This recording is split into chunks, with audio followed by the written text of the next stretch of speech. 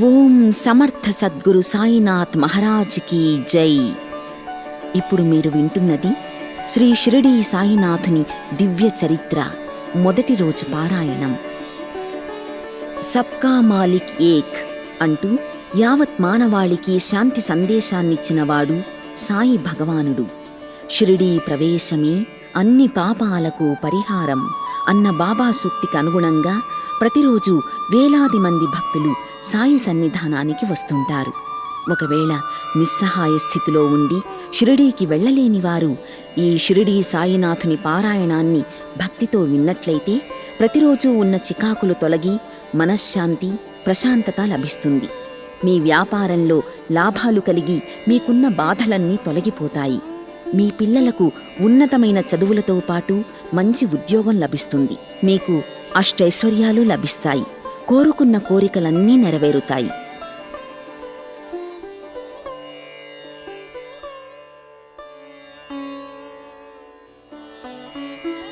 ఓం శ్రీ సాయినాథాయ నమః. షిరిడీ సాయి సచ్చరిత్ర మొదటి రోజు పారాయణ గురువారం 1వ అధ్యాయం. నేడు మన భారతదేశంలో ఉన్న హిందువులలో ఎక్కువ మంది పూజించే దైవం శ్రీ షిరిడీ సాయిబాబా. ఆ రోజుల్లో భక్తులు ఆయనని నడయాడే దైవంగా పిలిచేవారు. ఆయనని కొందరు శివాంశ సంభూతుడిగా, అంటే ఆ పరమశివుడే సాయిబాబాగా భూమిపై వెలిశాడు అని అంటే, కొందరు ఆ విష్ణుమూర్తి దత్తాత్రేయ స్వామియే సాయిబాబాగా భూమిపై జన్మించాడు అని అంటారు. సాయిబాబా తన తల్లిదండ్రుల గురించి ఎక్కడా చెప్పలేదు. కానీ కొందరు సాయి భక్తులు, యోగులు చెబుతున్న దాన్ని బట్టి బాబాది మహారాష్ట్రలోని పత్రిగ్రామమని, ఆయన తల్లిదండ్రులు గంగా భవాజ్యుడు, దేవగిరియమ్మ అని, ఆ మహాశివుడే సాయిబాబాగా ఈ భూమిపై ఆ దంపతులకు 3వ సంతానంగా జన్మించాడని తెలుస్తోంది. ఆయన పుట్టిన తరువాత బాబా తల్లిదండ్రులిద్దరూ ఆయన్ని పురిటిగుడ్డుగా వదిలేసి మోక్ష సాధనకై వెళ్ళిపోయారని చెబుతారు. అడవిలో ఒంటరిగా ఉండి ఏడుస్తున్న ఆ పిల్లవాడిని ఒక ఫకీరు తీసుకెళ్లి పెంచుకుంటాడు.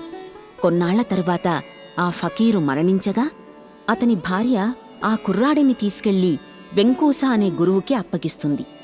అతనే సాయిబాబాని పెంచి పెద్ద చేసి విద్యాబుద్ధులు, జ్ఞానాన్ని బోధించారని కొందరు చెబుతున్న దాన్ని బట్టి తెలుస్తోంది. సమర్థ సద్గురువుగా పేరుగాంచిన ఆ సాయిబాబా జీవిత చరిత్రని తెలిపే గ్రంథం శ్రీ సాయి సచ్చరిత్ర గ్రంథం. ఈ గ్రంథాన్ని దేశవ్యాప్తంగా కోట్లాది మంది భక్తులు పారాయణం చేసి ఎంతో మేలు పొందుతున్నారు, కష్టాల నుంచి గట్టెక్కుతున్నారు. అలాంటి ఆ గ్రంథాన్ని కొన్ని మార్పులు, చేర్పులతో సప్తాహ పారాయణ రూపంలో మీకు అందిస్తున్నాము. సాధారణంగా షిరిడీ సాయి సచ్చరిత్ర గ్రంథము పారాయణం చేస్తే ఎంతో మేలు జరుగుతుంది. కష్టాలన్నీ తొలగిపోయి కోరికలన్నీ నెరవేరుతాయి. మేము అందించే ఈ పారాయణాన్ని వింటే చాలు, మీ పాపాలు నశించి మీ కష్టాలు, రుణాలు తొలగిపోయి మీ కోరికలు నెరవేరడంతో పాటు మీకు చాలా మంచి జరుగుతుంది.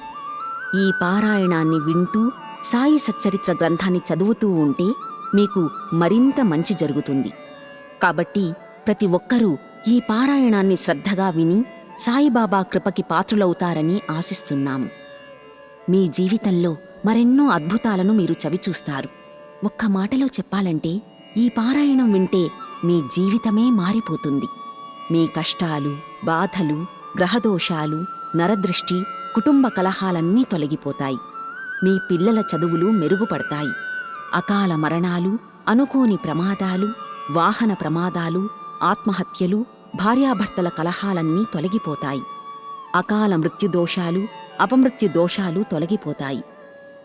ఇప్పుడు దైవాంశ సంభూతుడైన ఆ సద్గురు సాయిని తలుచుకుని ఆయనకి భక్తితో నమస్కరిస్తూ సాయి చరిత్రకి సంబంధించిన మొదటి రోజు పారాయణాన్ని మొదలు పెడతాం. ముందుగా విఘ్ననాయకుడైన ఆ వినాయకుణ్ణి ప్రార్థిస్తూ, విద్యల తల్లి అయిన ఆ సరస్వతీదేవికి నమస్కరిస్తూ, త్రిమూర్తులైన బ్రహ్మ, విష్ణు, మహేశ్వరులని, సకల దేవతలని స్మరించుకుంటూ షిరిడీ సాయి ద్వారకామాయిలో గోధుమలు విసిరిన సంఘటన గురించి తెలుసుకుందాం.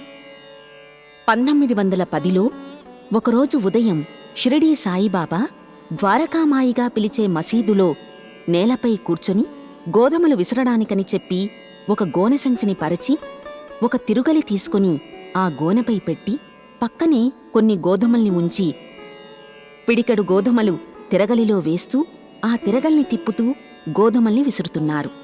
అక్కడికొచ్చిన భక్తులందరూ సాయి చేస్తున్న ఆ పనిని చూసి ఆశ్చర్యపడి, ఆయనకి భార్యాబిడ్డలు లేరు, ఆయన భిక్షాటనతో జీవిస్తారు, ఆ గోధుమ పిండిని ఆయన ఏం చేసుకుంటారు, ఎందుకిప్పుడు బాబా ఈ గోధుమ పిండిని విసురుతున్నారు అని ఆ భక్తులు చర్చించుకోసాగారు. అప్పటిదాకా అక్కడే ఉండి సాయినే చూస్తూ ఉన్న నలుగురు స్త్రీలు జనాల్లో నుండి ముందుకు వచ్చి చనువుగా బాబాని పక్కకి నెట్టి వారే ఆ గోధుమల్ని విసిరి ఆ పిండిని బాబా మనకివ్వడానికే విసురుతున్నాడు అని అనుకుని, విసరడం పూర్తయిన తరువాత ఆ పిండిని 4 భాగాలు చేసి ఆ నలుగురు తమ పైట చెంగులో కట్టుకోసాగారు. అప్పటిదాకా మౌనంగా చిరునవ్వుతో చూస్తున్న బాబా అకస్మాత్తుగా కోపం తెచ్చుకుని, ఆ పిండి ఎవర్నడిగి తీసుకెళ్ళిపోవడానికి ప్రయత్నిస్తున్నారు అని కళ్ళెర్రచేసి మాట్లాడుతూ అంతలోనే శాంతంగా మారి ఆ పిండిని తీసుకెళ్లి ఊరి పొలిమేరల్లో చల్లమని చెప్పగా ఆ స్త్రీలు తాము చేసిన దానికి సిగ్గుపడి బాబా చెప్పినట్టే చేశారు. నిజానికి షిరిడీ గ్రామంలో కలరా వ్యాధి ఉంది. ఆ కలరా వల్ల అప్పటిదాకా చాలామంది చనిపోయారు. అలా ఆ కలరాని ఆ గ్రామం నుండి తరిమివెయ్యడానికే బాబా అలా ఆ మహిళల చేత ఆ పిండిని గ్రామం పొలిమేరల్లో చల్లించారు. ఎప్పుడైతే ఆ పిండిని చల్లారో అప్పటినుంచి షిరిడీలో ఉన్న కలరా వ్యాధి ఆ గ్రామం నుండి బయటకు వెళ్ళిపోయి అందరికీ నయమయ్యింది. ఆ విధంగా దైవాంశ సంభూతుడైన సాయిబాబా కలరా వ్యాధిని వింత చర్యతో పిండి విసిరినట్టు విసిరి దూరంగా పారవేశాడు. ఈ వింత సంఘటనతో మొదటి అధ్యాయం పూర్తయింది. ఓం శ్రీ సాయినాథాయ నమః. శ్రీ సాయినాథాయ నమః. సాయి సచ్చరిత్ర మొదటి రోజు పారాయణం 2వ అధ్యాయం. ఈ అధ్యాయంలో హేమాడ్ పంత్ని బాబా షిరిడీకి రప్పించుకుని సాయి సచ్చరిత్రని రాసేలా చేసిన సంఘటన గురించి తెలుసుకుందాం. షిరిడీ సాయిబాబా షిరిడీలో ఉన్న కలరాని గోధుమ పిండిని ఊరి బయట చల్లించడం ద్వారా దూరంగా తరిమివేసిన సంఘటన ఆ చుట్టుప్రక్కల ప్రాంతాలకి పాకి బాబా చేసిన అద్భుతం గురించి గొప్పగా చెప్పుకోసాగారు. ఆ వింతలీల హేమాడ్ పంత్కి కూడా తెలిసింది. దాంతో హేమాడ్ పంత్కి ఆ మహానుభావుని జీవిత చరిత్ర రాయాలి అనే కోరిక కలిగింది. కోరికైతే కలిగింది కాని ఆయన భయపడసాగాడు. ఆ భయాన్ని పోగొట్టి తనలో ఆత్మవిశ్వాసం కలిగేలా చెయ్యమని అడగడానికి బాబాని కలవాలని అనుకుంటాడు. తన కోరికని శ్యామా ద్వారా బాబాకి చెప్పించి అనుమతి తీసుకోవాలని భావించి షిరిడీకి వెళ్లాలనుకుంటాడు. కాని అదే సమయంలో అతని స్నేహితుడి కొడుకు జబ్బు పడతాడు. ఆ జబ్బుని అతని గురువు నయం చెయ్యలేకపోతాడు. జబ్బుని నయం చెయ్యలేనట్టి ఆ గురువులు మనకెందుకు అని అనుకుని షిరిడీ ప్రయాణాన్ని మానుకోవాలనుకుంటాడు. కాని బాబా సంకల్పం వేరేగా ఉంది. నానాసాహెబ్ చాందోర్కర్ అనే సాయి భక్తుడు ఈ విషయం తెలుసుకుని హేమాడ్ పంత్ దగ్గరికొచ్చి షిరిడీ ప్రయాణం మానివేసినందుకు కోపగించుకుని తప్పనిసరిగా షిరిడీకి వెళ్లి సాయిని కలవమంటాడు. దాంతో షిరిడీ వెళ్లాలని నిశ్చయించుకుంటాడు హేమాడ్ పంత్. మన్మాడు వెళ్లే రైలుకి వెళ్లడానికి స్టేషన్కి వెళ్లి టికెట్ తీసుకుని రైలెక్కి కూర్చుంటాడు. కొద్దిసేపట్లో బండి బయలుదేరుతుందనగా ఒక మహమ్మదీయుడు అతని దగ్గరికొచ్చి ఎక్కడికి వెళ్తున్నావని అతన్ని అడిగి తెలుసుకుని మన్మాడ్ వెళ్లే రైలు దాదర్లో ఆగదని, బోరీబందర్ స్టేషన్లో దిగమని అతనికి చెప్పి అక్కడ్నుంచి అదృశ్యమవుతాడు. అతను అలా చెప్పకపోతే హేమాడ్ పంత్ షిరిడీ వెళ్లలేకపోయేవాడు. అదృష్టవశాత్తు ఆ మహమ్మదీయుడు చెప్పినట్టుగానే చేసి హేమాడ్ పంత్ షిరిడీ చేరుకుంటాడు. అతను వెళ్లేసరికి కాకాసాహెబ్ దీక్షిత్ అతని కోసం ఎదురుచూస్తూ ఉంటాడు. ఈ సంఘటన 1910లో జరిగింది. స్నానం చేసిన తరువాత హేమాడ్ పంత్ బాబా దగ్గరికి వెళ్లి ఆయనకి పాదనమస్కారం చేస్తాడు. అలా పాదనమస్కారం చెయ్యగానే హేమాడ్ పంత్లో ఉన్న ఆలోచనలు పూర్తిగా మారిపోయాయి. అతనికి సర్వస్వము సాయిబాబాయే అన్నట్లుగా అయిపోయింది. అతనికి ఎవర్ని చూసినా బాబాలాగానే కనిపిస్తున్నారు. అతను షిరిడీ చేరిన మొదటి రోజునే బాలాసాహెబ్తో గురువు యొక్క ఆవశ్యకత గురించి గొప్ప వాగ్వాదం జరిగింది. సర్వాంతర్యామి అయిన బాబాకి ఈ విషయం తెలిసి కాకాను పిలిచి వాడాలో జరిగిన గొడవ గురించి అడిగి ఆ హేమాడ్ పంత్ ఏమంటున్నాడు అని అడగ్గా పక్కనే ఉన్న హేమాడ్ పంత్ ఆశ్చర్యపడతాడు. ఎక్కడో వాడాలో జరిగిన విషయం బాబాకి ఎలా తెలిసింది అనుకుని బాబాని సర్వజ్ఞుడిగా భావించి బాబాకి భక్తుడిగా మారిపోయాడు. నిజానికి హేమాడ్ పంత్ అసలు పేరు అన్నాసాహెబ్ దభోల్కర్. కాని మొదటిసారి బాబా అతన్ని హేమాడ్ పంత్ అని పిలిచారు. అసలు హేమాడ్ పంత్ అనేది హేమాద్రి పంతు అనే పేరుకి రూపాంతరంగా చెప్పవచ్చు. అతను ఆ రోజుల్లో గొప్ప పండితుడు. దభోల్కర్ని కూడా భవిష్యత్తులో అంత గొప్ప పండితునిగా చేసి అతని పేరు అందరికీ తెలిసేలా చెయ్యాలనే ఉద్దేశంతోనే బాబా ఈ విధంగా పిలిచారు. బాబా వాక్కు నిజమయ్యింది. నేడు మనం బాబా చరిత్ర గురించి, ఆయన మహిమల గురించి తెలుసుకోగలుగుతున్నామంటే అది హేమాడ్ పంత్ రాసిన సాయి సచ్చరిత్ర గ్రంథం వలనే. అలా హేమాడ్ పంత్ సాయి సచ్చరిత్ర గ్రంథాన్ని రాసి తన జన్మని సార్థకం చేసుకున్నాడు. హేమాడ్ పంత్ని దీవించినట్టే మనల్ని కూడా దీవించమని బాబాని వేడుకుంటూ ఈ అధ్యాయాన్ని ఇంతటితో ముగిద్దాం. శ్రీ సాయినాథాయ నమః.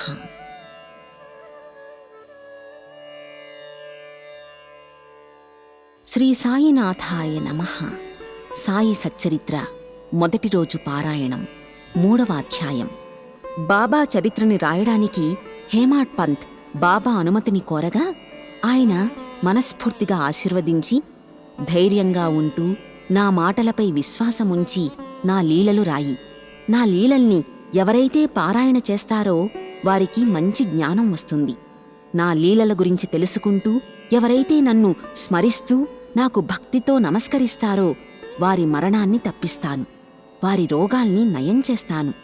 సాయి సాయి అని నామాన్ని ఉచ్చరిస్తే చాలు, జన్మ జన్మల పాపాలన్నీ తొలగిపోయేలా చేస్తాను అని బాబా స్వయంగా చెప్పి హేమాడ్ పంత్ని తన చరిత్ర రాయమని చెబుతాడు.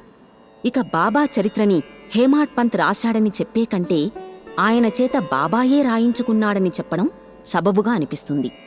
ఒక్క మాటలో చెప్పాలంటే ఈ సాయి సచ్చరిత్ర గ్రంథరచనలో హేమాడ్ పంత్ నిమిత్తమాత్రుడు. ఆయన చేత ఆ సాయి సచ్చరిత్ర గ్రంథాన్ని మొత్తం రాయించింది బాబానే. ఈ గ్రంథంలోని బాబా కథల్ని దీపస్తంభాలుగా చెప్పవచ్చు. ఎందుకంటే సముద్రపు మధ్యలో దీపస్తంభాలు ఉంటాయి. అవి రాత్రిపూట పడవలు సముద్రంలో ప్రయాణించడానికి దారి చూపిస్తూ ఉంటాయి. ప్రపంచమనే ఈ మహాసముద్రంలో బాబా కథలు కూడా మానవాళికి దారి చూపించే దీపపు స్తంభాల్లాంటివని ఖచ్చితంగా చెప్పవచ్చు. ఈ సాయి కథలు మనుషుల్లోని అహంకారాన్ని తొలగించి వారిని ఉన్నతంగా మార్చివేస్తాయి. ఈ సాయి కథలు మోక్షానికి మార్గాలుగా నిలుస్తాయి. అందుకే సాయిబాబాయే స్వయంగా హేమాడ్ పంత్ చేత తన చరిత్రని గ్రంథరూపంలో రాయించడం జరిగింది. ఆవు తన దూడని ప్రేమించినట్లుగా షిరిడీ సాయి తన భక్తుల్ని ప్రేమతో ఆదరిస్తారు. ఈ సంఘటనని తెలియచేసే ఒక కథ గురించి ఇప్పుడు తెలుసుకుందాం.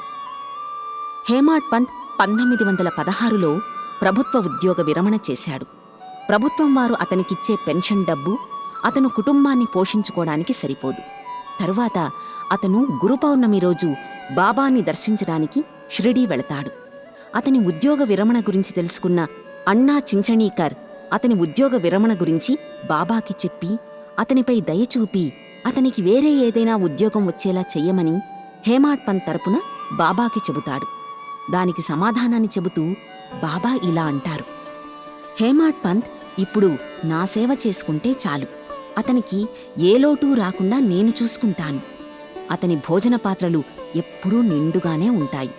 అతను నాస్తికుల సహవాసం విడిచి అతని చూపు నావైపు త్రిప్పితే, నన్ను హృదయపూర్వకంగా పూజిస్తే అతనికి ఏ లోటూ రానివ్వను అని బాబా మాట ఇస్తారు.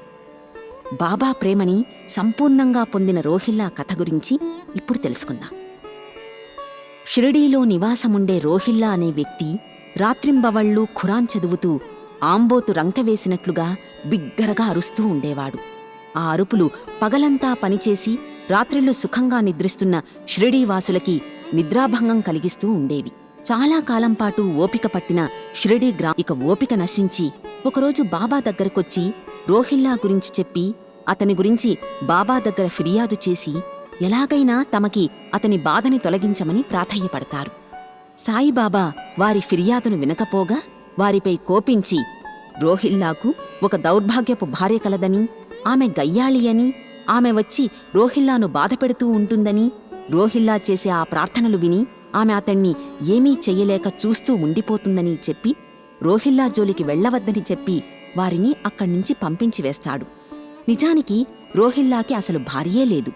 అతనికున్న దుర్బుద్ధే అతణ్ణి అలా బాధపెడుతూ ఉందని పరోక్షంగా షిరిడీ ప్రజలకి బాబా చెప్పి పంపించి వేస్తాడు. దైవ ప్రార్థనలు చేసేవారంటే ఆయనకి చాలా ఇష్టం. అందుకే రోహిల్లా గురించి విన్నా అతణ్ణి ఏమీ అనొద్దని చెప్పి షిరిడీ ప్రజలకి నచ్చచెప్పి పంపించి వేస్తాడు. ఒకరోజు మధ్యాహ్నహారతి సమయంలో బాబా భక్తులనుద్దేశించి మాట్లాడుతూ, మీరు నా భక్తులు కాబట్టి మీరు ఎక్కడ ఉన్నా ఏమి చేస్తున్నా నాకు తెలుస్తుంది. కాబట్టి మీరు జాగ్రత్తగా ప్రవర్తించండి. ఈ జగత్తుని నడిపే సూత్రధారుణ్ణి నేనే, జగన్మాతను నేనే, త్రిమూర్తుల స్వరూపాన్ని నేనే. నన్ను ఎవరైతే మరచిపోతారో వారిని మాయ ఆవహించి వారిని శిక్షిస్తుంది. పురుగులు, చీమలు, సమస్త ప్రాణుల్లోనూ నేనున్నాను.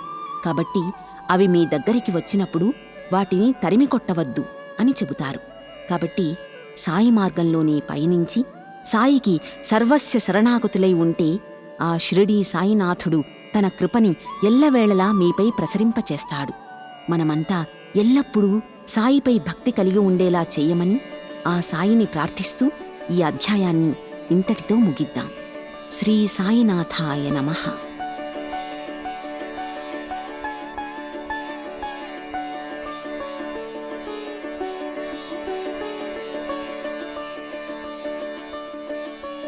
శ్రీ సాయినాథాయ నమః. సాయి సచ్చరిత్ర మొదటి రోజు పారాయణం 4వ అధ్యాయం. భగవద్గీతలో శ్రీకృష్ణుడు చెప్పినట్లుగా మంచివారిని రక్షించడానికి, దుర్మార్గుల్ని శిక్షించడానికి భగవంతుడు అవతరిస్తూనే ఉంటాడు. షిరిడీ ప్రాంతం పవిత్ర పుణ్యక్షేత్రంగా మారడానికి సాయిబాబాయే కారణం. ఆ మహానుభావుడు ఆ క్షేత్రంలో ఉన్నాడు కాబట్టే ఆ ప్రాంతం పుణ్యక్షేత్రంగా విలసిల్లుతూ ఉంది. సంసారమనే సాగరాన్ని జయించినవాడు సాయిబాబా. ఆయన ఆజన్మ బ్రహ్మచారి.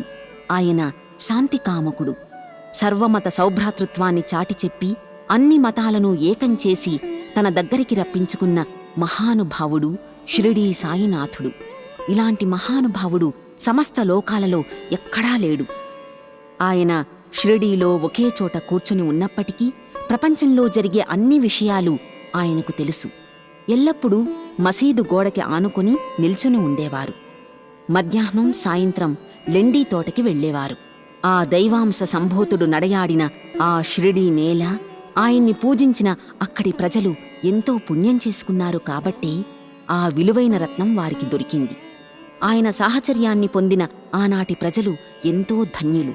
పవిత్ర పుణ్యనదీ తీర్థాల్లో మునిగితే ఎంతటి పుణ్యం వస్తుందో ఆయన దర్శనం కూడా అలాంటి ఫలితాన్నే ఇస్తుంది. ఆ కాలంలో 95 వయసు ఉన్న గౌలిబువ్వ అనే పేరుగల వృద్ధభక్తుడు ఒకరు ఉండేవాడు. ఆయన 8 నెలలు పండరీపుర యాత్ర చేసి మిగిలిన 4 మాసాలు గంగానది ఒడ్డున నివసించేవాడు.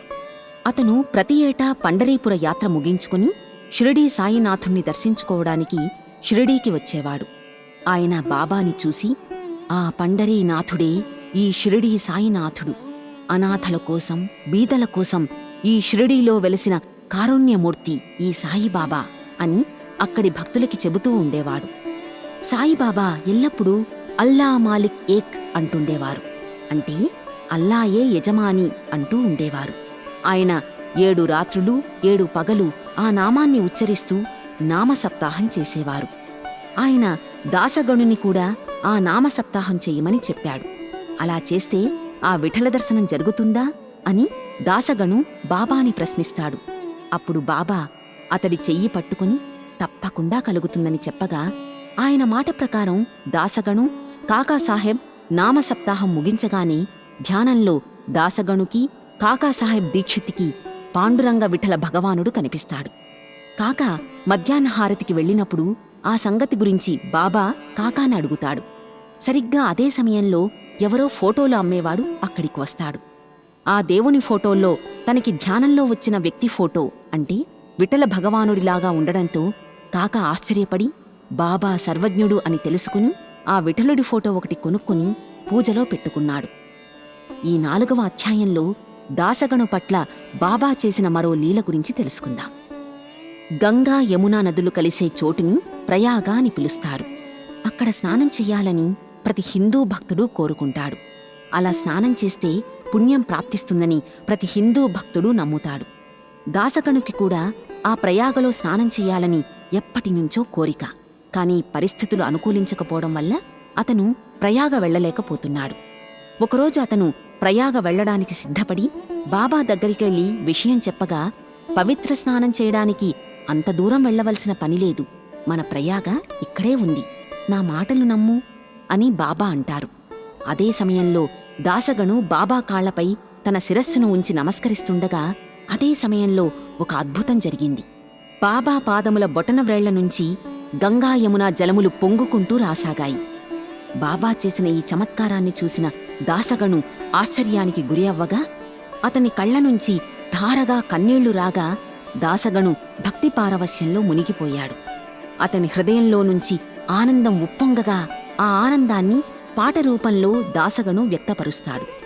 నిజానికి సాయిబాబా 16 ఏళ్ల బాలుడిగా ఉన్నప్పుడే మొదటిసారి షిరిడీకి వస్తారు. ఆయన బాలుని రూపంలో ఒక వేప చెట్టు కింద కూర్చుని ధ్యానం చేసుకుంటూ ఉంటారు. ఎవ్వరితోనూ మాట్లాడకుండా, వర్షానికి తడుస్తూ, ఎండని కూడా లెక్క చేయకుండా ధ్యానముద్రలోనే ఉంటాడు. ఒక బాలుడు అలా తదేక దృష్టితో ధ్యానం చేసుకోవడం షిరిడీ ప్రజల్ని ఆశ్చర్యపోయేలా చేసింది. ఆ సమయంలో షిరిడీలోని ఒక వ్యక్తికి ఖండోబాదేవుడు ఆవహించగా అతణ్ణి ఆ గ్రామస్థులు ఆ బాలుడి గురించి అడగ్గా అతను అక్కడే ఉన్న ఒక స్థలాన్ని చూపించి అక్కడ త్రవ్వమని చెబుతాడు. దాన్ని త్రవ్వి చూడగా కొన్ని ఇటుకలు కనిపిస్తాయి. వాటిని తొలగించగా ఒక భూగృహం కనిపిస్తుంది. అక్కడ జపమాలలు, చెక్కబల్లలు, కొన్ని అఖండ జ్యోతులు కనిపించాయి. ఆ బాలుడు అది చూసి అక్కడ తాను 12 ఏళ్లపాటు తపస్సు చేశానని చెప్పి అది తన గురుస్థానమని దాన్ని వెంటనే మూసివెయ్యమని అనగా వారు అలాగే చేశారు. అప్పటినుంచి ఆ ప్రదేశాన్ని గురుస్థానంగా భావించి అందరూ నమస్కరిస్తూ ఉంటారు. షిరిడీలో ఈ ప్రదేశం ఇప్పటికీ ఉంది. సమర్థ సద్గురుడైన సాయిబాబాని భక్తితో కొలుస్తూ ఈ అధ్యాయాన్ని ఇంతటితో ముగిద్దాం. శ్రీ సాయినాథాయ నమః.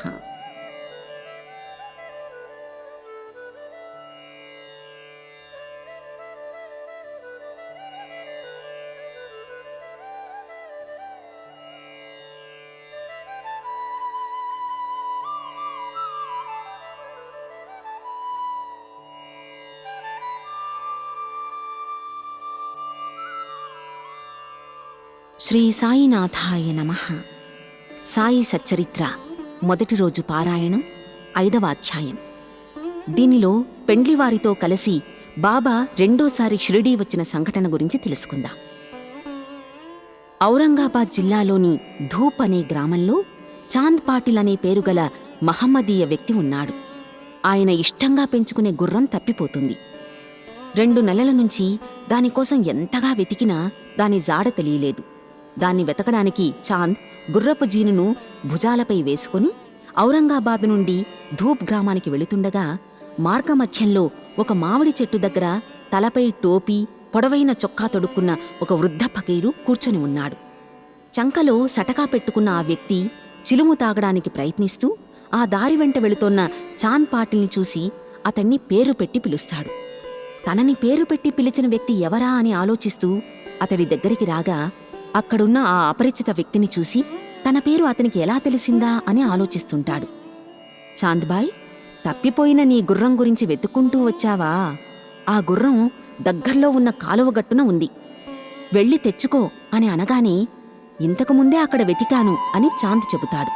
దానికి సమాధానంగా ఆ ఫకీరు, నా మాటలపై విశ్వాసముంటే వెళ్ళు అని అనగానే చాంద్ అలాగే అంటూ చెప్పి ఆ ప్రదేశానికి వెళ్ళగా అతని గుర్రం అక్కడ గడ్డి మేస్తూ కనిపిస్తుంది. దాన్ని చూసి ఆశ్చర్యపోయిన చాంద్ ఆ ఫకీరు సాధారణ వ్యక్తి కాదని, ఇతనిలో ఏదో తెలియని శక్తి ఉందని, ఇతన్ని వదిలిపెట్టకూడదని అనుకుని దాన్ని తీసుకుని తిరిగి ఆ ఫకీరు దగ్గరికి వస్తాడు. సరిగ్గా అదే సమయంలో ఆ ఫకీరు చిలుము వెలిగించడానికి నిప్పు గుడ్డ తడుపుకోవడానికి నీరు కావాలనుకుని తన సటకాను భూమిలో గుచ్చగా భూమిలోంచి ధారగా నీరు పైకి పెళ్ళుబుకి రాగా ఆ నీటితో ఆ గుడ్డను తడిపి చిలుముగొట్టంలో పెడతాడు. ఈసారి మళ్ళీ ఆ సటకాతో నేలపై కొట్టగా దాన్నుంచి నిప్పు వస్తుంది. ఆ నిప్పుతో చిలుము వెలిగించి దాని పొగని కొద్దిగా పీల్చి ఆ చిలుముని చాందిక్కూడా ఇచ్చి పీల్చమంటాడు ఆ ఫకీరు. అదంతా చూసి ఆశ్చర్యపడిన చాంద్ ఇక ఎప్పటికీ ఆ ఫకీరుని వదిలిపెట్టకూడదని అనుకుని అతణ్ణి తన ఇంటికి రమ్మని పిలుస్తాడు.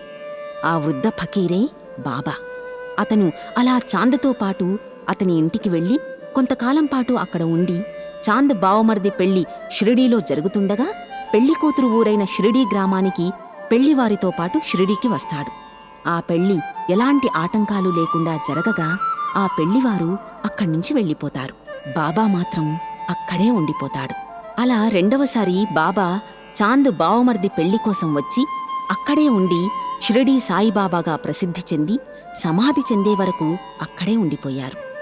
ఆ ఫకీరుకి సాయి అనే పేరు ఎలా వచ్చిందో ఇప్పుడు తెలుసుకుందాం. ఆ పెండ్లివారు షిరిడీ చేరగానే ఖండోబా మందిర పూజారి అయిన మహల్సాపతి పొలంలో ఆ బండ్లని ఆపుతారు. ఆ బండ్ల నుండి ఒక్కొక్కరు దిగుతూ ఉండగా చివరగా ఆ ఫకీరు దిగుతూ ఉండగా ఆ ఫకీరుని మహల్సాపతి చూసి దయచేయుము సాయి అని పిలుస్తాడు. ఆ క్షణం నుంచి ఆ ఫకీర్ని అందరూ సాయిబాబాగా పిలవసాగారు. అలా పెళ్లివారు తిరిగి వెళ్ళిపోయినా బాబా మాత్రం వెళ్లకుండా షిరిడీలో ఉన్న ఒక పాడుపడిన మసీదులో స్థిరనివాసం ఏర్పరచుకుని అక్కడే ఉండిపోతారు. ఆయన తన తల వెంట్రుకలు కత్తిరించుకోకుండా అలాగే ఉంచుకొని పహిల్వాను వలె దుస్తులు ధరించేవారు. అక్కడి నుండి రహతాకు వెళ్లి వస్తూ ఉండేవారు. అలా వెళ్ళినప్పుడల్లా బంతి, గన్నేరు, మల్లె మొక్కలు తెచ్చి ఆ మసీదు ఆవరణలో నాటి వాటికి ప్రతిరోజూ నీళ్లు పోస్తూ ఉండేవారు. సాయంత్రం మాత్రం ఆ ఖాళీ కుండల్ని మసీదు దగ్గరే బోర్లిస్తూ ఉండేవారు. అలా 3 ఏళ్ల తర్వాత ఆ మొక్కలు బాగా పూలు పూయగా అక్కడ పెద్ద తోటగా మారిపోయింది. ఆ స్థలంలోనే ఇప్పుడు బాబా సమాధి మందిరం ఉంది.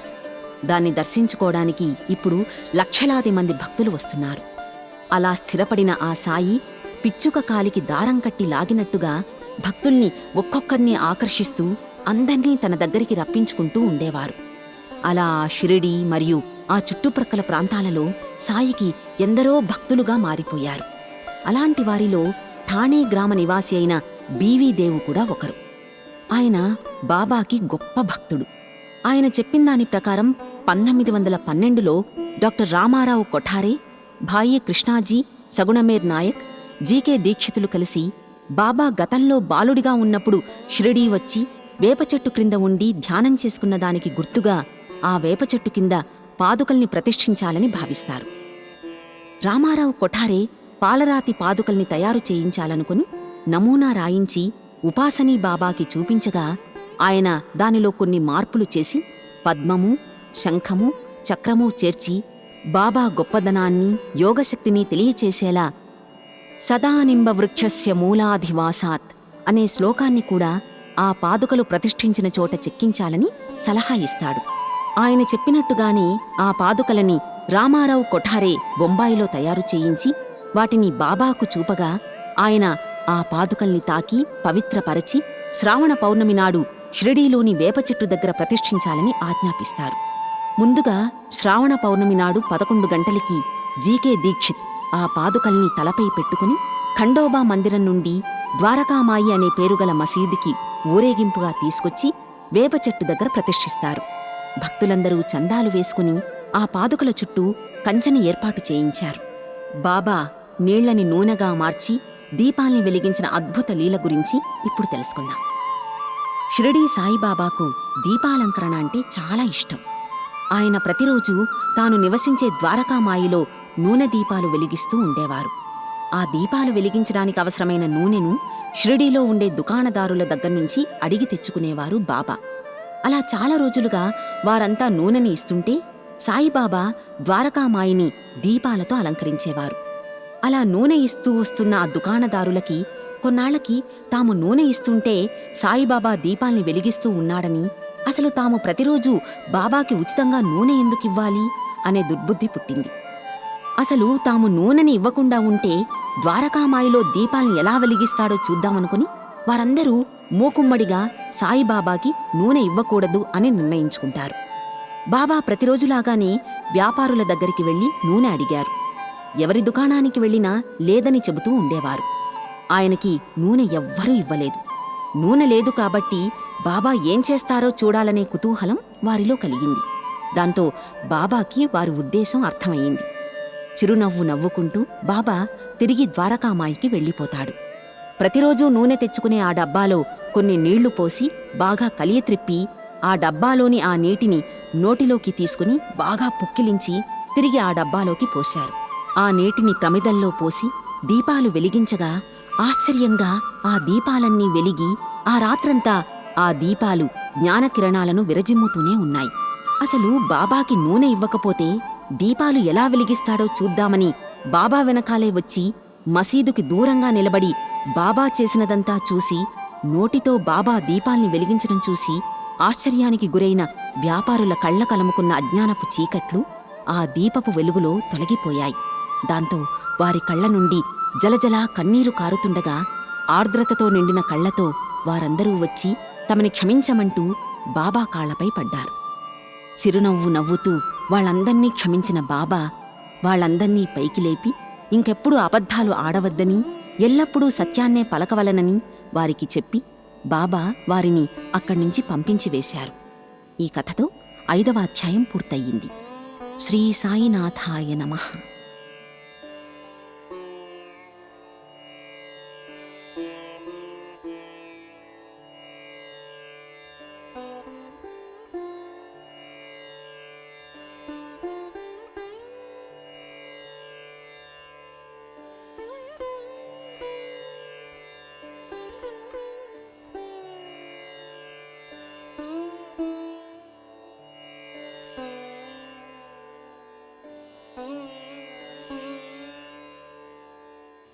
శ్రీ సాయినాథాయ నమః.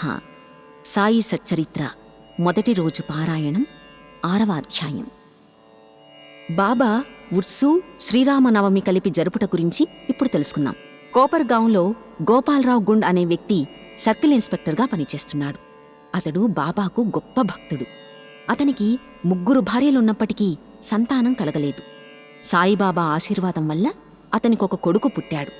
దాంతో 1897లో అతనికి షిరిడీలో ఉరుసు ఉత్సవాన్ని నిర్వహించాలనే ఆలోచన కలిగింది. తన ఆలోచనని తాత్యాకోతే పాటీలు, దాదాకోతే పాటీలు, మాధవరావు దేశ్పాండే వంటి సాయి భక్తులకి చెప్పగా వారు కూడా సరే అన్నారు. బాబా ఆశీర్వాదాన్ని, అనుమతిని కూడా తీసుకున్నారు. ఉరుసు ఉత్సవం జరుపుకోవడానికి జిల్లా కలెక్టర్ అనుమతికై దరఖాస్తు పెట్టుకున్నారు. కాని గ్రామకరణం దానికి అభ్యంతరం చెప్పడంతో అనుమతి రాలేదు. కాని బాబా ఆశీర్వదించడం వల్ల మరలా ప్రయత్నించగా వెంటనే అనుమతి వచ్చింది.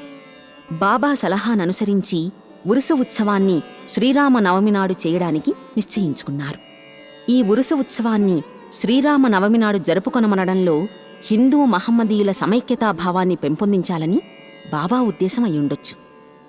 ఉత్సవం జరుపుటకు అనుమతైతే వచ్చింది కాని ఇతర అవాంతరాలు కొన్ని తలెత్తాయి. చిన్న గ్రామమైన ఆ షిరిడీలో నీటి ఎద్దడి అధికంగా ఉండేది. గ్రామమంతటికీ 2 నూతులే ఉన్నాయి. ఒకటి ఎండాకాలంలో ఎండిపోతుండగా రెండవ దానిలోని నీళ్లు ఉప్పగా ఉండేవి. గ్రామస్తులు ఈ సమస్య గురించి బాబాకు చెప్పగా బాబా ఆ ఉప్పునీటి బావిలో పువ్వులు వెయ్యగా ఆశ్చర్యకరమైన రీతిలో ఆ ఉప్పునీరు కాస్త మంచినీళ్లుగా మారిపోయాయి. అక్కడ తాత్కాలికంగా కొన్ని అంగళ్ళు వెలిశాయి. కుస్తీ పోటీల కోసం ఏర్పాట్లు చేశారు. గోపాలరావు గుండుకి దాము అన్నా కాసా అనే పేరుగల ఒక మిత్రుడు ఉన్నాడు. అతను 2 జెండాలని తయారు చేయగా ఆ జెండాలని మసీదుకి 2 మూలలా నిలబెట్టి ఆ ఉరుసు ఉత్సవాన్ని ఘనంగా జరుపుకున్నారు. ఆ తర్వాత నుంచి 1897 నుంచి 1911 వరకు ఆ షిరిడీ గ్రామంలో ఉరుసు ఉత్సవం శ్రీరామనవమి నాడు వైభవంగా జరుపుకోవడం ఆనవాయితీగా మారిపోయింది. ఇప్పటికీ అదే పద్ధతినే అవలంబిస్తున్నారు. గోపాలరావు గుండు ప్రేరణతో పాడుపడిన ఆ మసీదుని బాగు చేయించి ఆ మసీదుని రాళ్లతో తాపడం చేయించారు. అప్పటి నుండి అంటే 1911 నుండి 1918లో బాబా సమాధి చెందే వరకు ఆ మసీదులో బాబా పరుపుపైన కూర్చునేవారు. ఇంతటితో షిరిడీ సాయి చరిత్ర 6వ అధ్యాయం పూర్తయింది. శ్రీ సాయినాథాయ నమః.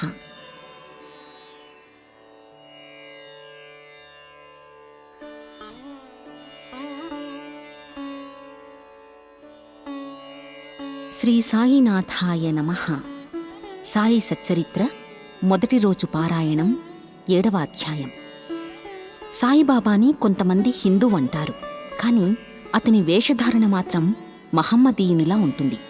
కొందరు ఆయన్ని ముస్లిం అంటారు, కాని ఆయన ఆచార వ్యవహారాలు మాత్రం హిందువుల్ని పోలి ఉంటాయి. నిజానికి ఆయన హిందూ ముస్లింలని ఏకం చేసి సర్వమత సౌభ్రాతృత్వాన్ని చాటి చెప్పడానికి భూమిపై పుట్టిన అవతార పురుషుడు.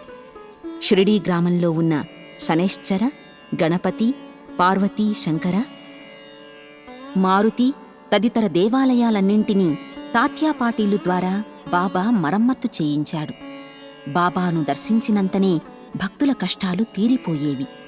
రోగులు ఆరోగ్యవంతులయ్యేవారు, దుర్మార్గులు సన్మార్గులుగా మారిపోయేవారు, కుష్ఠువారు కూడా రోగవిముక్తులయ్యేవారు. అనేక మందికి కోరికలు నెరవేరడమే కాకుండా కుంటివారికి సైతం కాళ్లు వచ్చేవి. బాబా కీర్తి నలుమూలలా వ్యాపించింది. దాంతో అన్ని దేశాల నుండి భక్తులు షిరిడీకి తండోపతండాలుగా వచ్చేవారు. బాబా ఎల్లప్పుడూ ధునికి ఎదురుగా కూర్చొని ఉండేవారు. తొలి దినాలలో బాబా తెల్లటి తలపాగా, శుభ్రమైన ధోవతి, చొక్కా ధరించేవారు. ఆ రోజుల్లో బాబా వైద్యం చేసేవారు. గ్రామాలలో రోగులను పరీక్షించి మందులిస్తూ ఉండేవారు. స్వయంగా వారి చేత్తో ఇచ్చిన మందులు అద్భుతంగా పనిచేసేవి. షిరిడీ చుట్టుపక్కల ప్రాంతాల్లో గొప్ప వైద్యుడిగా బాబా పేరు పొందారు. ఆ రోజుల్లో ఒక భక్తునికి కండ్లు వాచి బాగా ఎర్రబడగా షిరిడీలో అతను వైద్యం చేయించుకోవడానికి వైద్యుడు దొరకలేదు. కొందరతణ్ణి బాబా దగ్గరకు తీసుకుని వెళ్లారు. సాధారణంగా అలాంటి వారికి ఆవుపాలు, కర్పూరంతో వైద్యం చేస్తే ఉపశమనం లభిస్తుంది. కాని ఆ రోగికి బాబా చేసిన చికిత్స చాలా విచిత్రంగా ఉంది. కొన్ని నల్ల జీడిగింజలను తీసుకుని నూరి వాటిని 2 మాత్రలుగా చేసి ఒక్కో కంటిలోనూ ఒక్కో మాత్ర పెట్టి గుడ్డతో కట్టుకట్టారు. మరుసటి రోజు ఆ కట్లను విప్పి నీళ్లను ధారగా పోశారు. దాంతో కండ్లలోని పుసి తగ్గి కంటిపాపలు తెల్లబడి కండ్లు మామూలుగా అయ్యాయి. నల్లజేడి పిక్కలను నూరి కండ్లలో పెట్టినా కూడా సున్నితమైన కండ్లు మండనేలేదు. బాబా అటువంటి చిత్రమైన వైద్యాన్ని ఎందరికో చేసి వారి అనారోగ్యాన్ని దూరంగా తరిమికొట్టి గొప్ప వైద్యుడుగా మంచి పేరు తెచ్చుకున్నారు. బాబా యోగాభ్యాసములు. ధౌతి. బాబాకి ఎన్నో విద్యలు వచ్చు. వాటిలో యోగాభ్యాసములు కూడా ఉన్నాయి. ఆ రోజుల్లో బాబా చేసిన ధౌతి అనే ప్రక్రియ గురించి తెలుసుకుందాం. మసీదుకు కొద్ది దూరంలో ఒక మర్రి చెట్టు ఉండేది. ఆ మర్రి చెట్టు పక్కన బావి ఉంది. ప్రతి 3 రోజులకొకసారి బాబా ఆ మర్రి చెట్టు దగ్గరికి వెళ్లి ముఖప్రక్షాళనం చేసుకుని స్నానం చేస్తూ ఉండేవారు. ఆ సమయంలో బాబా తన పొట్టలోని ప్రేగుల్ని బయటకు కక్కి వాటిని నీటితో శుభ్రపరిచి ప్రక్కనే ఉన్న నేరేడు చెట్టుపై ఆరవేసేవారు. షిరిడీలోని కొందరు కండ్లారా చూసిన సంఘటనలు ఇలాంటివి చాలా ఉన్నాయి. ధౌతి అంటే 3 అంగుళముల వెడల్పు, 22.5 అడుగుల పొడవుగల ఒక గుడ్డను మ్రింగి ఆ గుడ్డని కడుపులో అరగంట వరకు ఉండనిచ్చిన తరువాత బయటికి తీస్తారు. దీనినే ధౌతి అని పిలుస్తారు. కాని బాబా చేసిన ఈ ధౌతి ప్రక్రియ చాలా అసాధారణమైనదిగా చెప్పవచ్చు. ఖండయోగం. ఆ రోజుల్లో అప్పుడప్పుడు బాబా తన శరీర అవయవాలన్నీ వేరుగా చేసి మసీదులోని వేర్వేరు స్థలములలో విడిచిపెట్టేసేవారు. ఒకనాడు ఒక పెద్ద మనిషి మసీదుకు వెళ్లి అక్కడున్న బాబా అవయవాల్ని చూసి భయకంపితుడై బాబాను ఎవరో ఖూనీ చేశారనుకున్నాడు. ఏడ్చుకుంటూ భయంగా గ్రామ మునసబు దగ్గరికి వెళ్లి ఆ విషయం చెప్పి అతనికి ఫిర్యాదు చేయాలనుకుంటాడు. కాని మొట్టమొదట ఫిర్యాదు చేసిన వానికి ఆ విషయం గురించి ముందే తెలిసి ఉంటుందని, తననే అనుమానిస్తారేమోనని భయపడి వెనక్కి వచ్చేస్తాడు. మరుసటి రోజు ఆ వ్యక్తి మసీదుకు వెళ్లగా బాబా ఎప్పటిలాగానే హాయిగా మసీదులో కూర్చుని ఉండడం చూసి ఆశ్చర్యపోతాడు. ముందు రోజు తాను చూసినది కలో నిజమో అర్థం కాక అయోమయానికి గురి అవుతాడు. 1910లో దీపావళి పండగ ముందు రోజున బాబా ధుని వద్ద కూర్చుని చలి కాచుకుంటూ ధునిలో కట్టెలు వేస్తూ ఉన్నాడు. ధుని బాగా మండుతూ ఉంది. కొంతసేపటి తరువాత ఉన్నట్టుండి హఠాత్తుగా బాబా కట్టెలకు బదులుగా తన చేతిని ధునిలో పెట్టి అలా ఉండిపోయారు. ఆ మంటలకు చేయి కాలిపోతున్నా తనేమీ పట్టించుకోలేదు. మాధవుడనే నౌకరు మాధవరావు దేశ్పాండే ఇదంతా చూసి వెంటనే బాబా నడుమును పట్టుకుని బలంగా వెనకకు లాగుతారు. తర్వాత బాబా ఇలా ఎందుకు చేశారు అని వాళ్ళిద్దరూ అడగ్గా బాబా స్పృహలోకి వచ్చి, ఇక్కడికి చాలా దూరంలో ఒక కమ్మరి స్త్రీ తన బిడ్డను ఒడిలో పెట్టుకుని కొలిమిని ఊదుతూ ఉంది. ఇంతలో ఆమె తన భర్త పిలవగా తన ఒడిలో బిడ్డ ఉన్న సంగతి మర్చిపోయి పైకి లేవగా ఒడిలో ఉన్న బిడ్డ మండుతున్న ఆ కొలిమిలో పడ్డాడు.